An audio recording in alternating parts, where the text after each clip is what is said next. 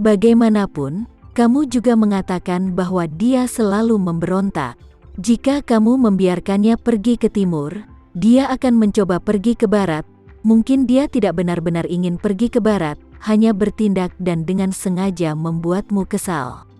Erik Hartono menutupi wajahnya dan berkata, "Hei, awalnya aku berpikir begitu, tapi siapa sangka dia membawa pacarnya ke rumah tahun lalu dan memberitahuku bahwa dia berencana untuk menikah dengan pacarnya dalam beberapa tahun ke depan."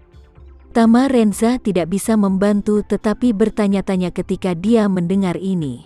Erik Hartono menghela nafas depresi. "Kali ini, kamu mengatakan bahwa aku memiliki anak seperti itu dalam hidupku. Jika dia benar-benar menikah dengan seorang gadis, bagaimana aku bisa melihat leluhurku di masa depan?" Setelah berbicara, dia buru-buru menatap Tama Renza dan berkata dengan serius, "Tama, itu semua terserah kamu. Gadis ini tidak bisa berkomunikasi denganku sekarang. Dia tidak mendengarkan apa yang aku minta untuk dia lakukan.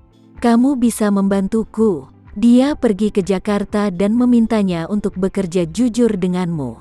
"Selama kamu dapat membantuku melakukan ini, aku pasti akan membalasmu di masa depan." Tama Renza buru-buru berkata, "Profesor Erik, kamu serius? Kamu adalah teman sekelas ibuku. Bahkan jika kamu tidak melakukan apapun untukku, aku akan melakukan yang terbaik untuk membantumu." Tama Renza berkata, "Profesor Erik, bagaimana dengan ini? Beri aku informasi kontak putrimu. Aku akan berkomunikasi dengannya untuk mengetahui apakah dia tertarik dengan pekerjaanku." "Itu hebat." Erik Hartono buru-buru menepuk dadanya dan berkata, "Jangan khawatir, meskipun dia adalah putriku yang batu. Dia masih bisa diandalkan, masih sangat bertanggung jawab dalam melakukan sesuatu. Dari perspektif bertahun-tahun, gadis ini memang berbakat. Jika dia datang untuk membantuku, ditambah dengan dukungan-dukunganku, aku yakin itu pasti akan membantumu melakukan bisnis transportasi. Oleh karena itu, jika dia disarankan untuk datang ke Jakarta, dia harus datang." Tama Renza mengangguk dan berkata dengan serius, "Profesor Erik, yakinlah, aku akan mencoba yang terbaik." Erik Hartono buru-buru melambaikan tangannya dan berkata dengan serius, "Hei, jangan panggil Profesor Erik seperti itu, panggil aku Paman Erik." Tama Renza tersenyum sedikit dan berkata, "Oke, Paman Erik." Paman Erik mengeluarkan ponselnya dan berkata kepada Tama Renza, "Ayo, mari tambahkan akun WhatsAppku. Aku akan menambahkan kontakmu di WhatsAppnya setelah selesai. Saat kamu menambahkan dia, jangan bilang itu direkomendasikan olehku, katakan saja kamu kebetulan melihatnya. Kamu tertarik untuk bekerja dengannya secara mendalam tentang makalah di jurnal keuangan." Setelah itu, Erik Hartono berkata dengan malu-malu, "Gadis ini agak sombong, kamu harus menahannya terlalu banyak. Jika kamu menahannya sehingga kamu tidak dapat menemukan solusinya." Tama Renza tahu bahwa kekurangannya sekarang bukanlah uang tapi bakat. Berbisnis tidak hanya sekedar membicarakannya, itu bisa dilakukan dengan imajinasi. Apalagi untuk mengelola sebuah perusahaan, kamu harus memiliki talenta terbaik dengan kemampuan yang cukup kuat untuk menjadikan perusahaan semakin besar dan kuat. Aku sekarang hanya memiliki 2 urusan di tangannya. Salah satunya adalah Houston Group dan yang lainnya adalah BW Pharmaceutical. Houston Group memiliki Melissa yang bertanggung jawab, dan BW Pharmaceutical bertanggung jawab atas Rudy. Namun selain 2 sektor bisnis tersebut, jika dia ingin menambah bisnis baru lainnya, dia terjebak pada bakat. Johan yang setia, tetapi bagaimanapun juga, dia adalah orang yang kasar, dan dia dapat melaksanakan perintah, tetapi dia masih memiliki banyak kekurangan untuk benar-benar membiarkan dia menggunakan otaknya untuk melakukan hal-hal besar. Sisanya, apakah itu Albert Hermawan, Brian Lee, atau bahkan Linda, mereka semua memiliki bisnis sendiri, dan Tama Renza tidak bisa membiarkan mereka menyerahkan karir aslinya untuk bekerja untuknya. Karena itu, Minat Tama Renza saat ini adalah merekrut sebanyak mungkin. Jika ada tim manajemen yang kuat, maka tidak hanya akan melakukan terobosan-terobosan di bidang transportasi laut tetapi bahkan di masa mendatang akan mampu mengembangkan usahanya ke lebih banyak wilayah. Tama Renza sangat ingin mencoba putri Erik Hartono karena dia haus akan bakat. Lagi pula, beli satu dapat satu gratis ini tidak terlalu umum. Jadi dia harus memanfaatkan peluang tersebut jika bertemu dengannya. Tetapi dia juga sangat jelas dalam hatinya bahwa Erik Hartono tidak yakin untuk memanggil putrinya, jadi dia menaruh harapan padanya. Jika dia bisa membujuk putrinya untuk datang ke Jakarta seperti yang dia inginkan, Erik Hartono pasti akan mengingat kebaikannya di dalam hatinya. Jadi Tama Renza mengeluarkan ponselnya dan menambahkan akun WhatsApp Erik Hartono, lalu Erik Hartono merekomendasikannya kartu nama putrinya.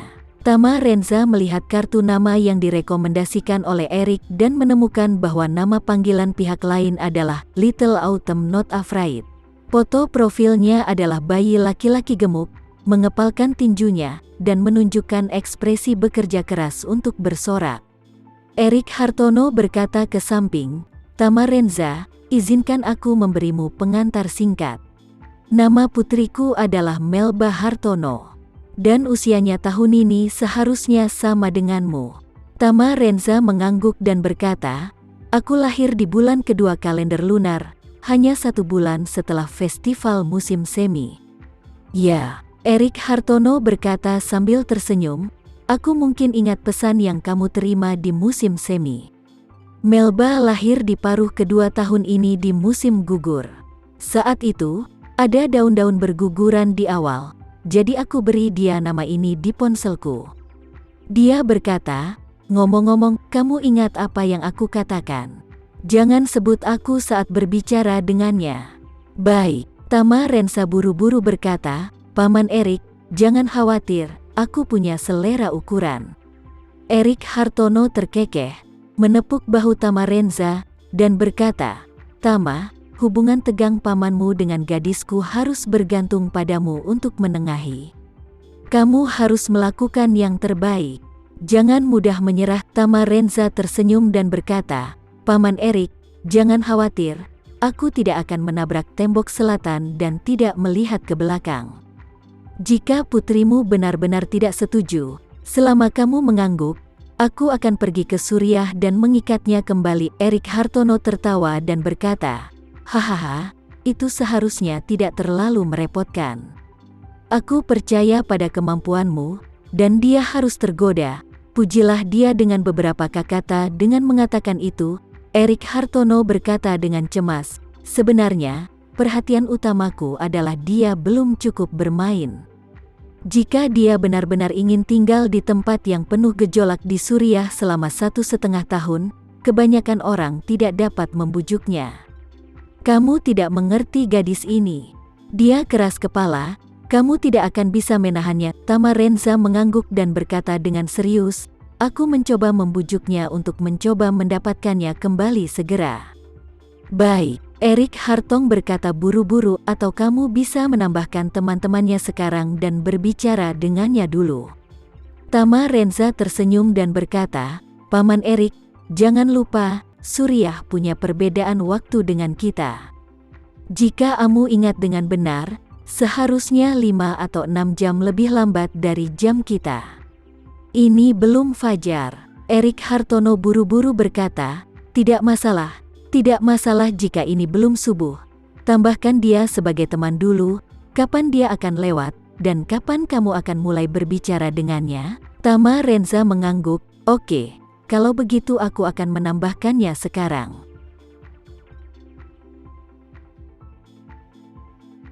Sekian dulu ya video kali ini, kita lanjutkan lagi videonya di lain waktu.